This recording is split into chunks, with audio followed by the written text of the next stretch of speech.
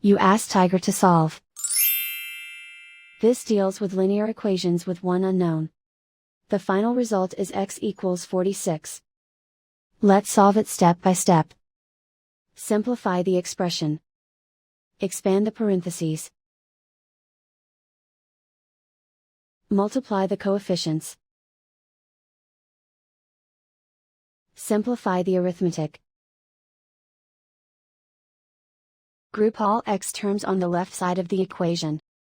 Subtract 17x from both sides. Group like terms. Simplify the arithmetic. Group like terms. Simplify the arithmetic. Group all constants on the right side of the equation. Add 36 to both sides. Simplify the arithmetic.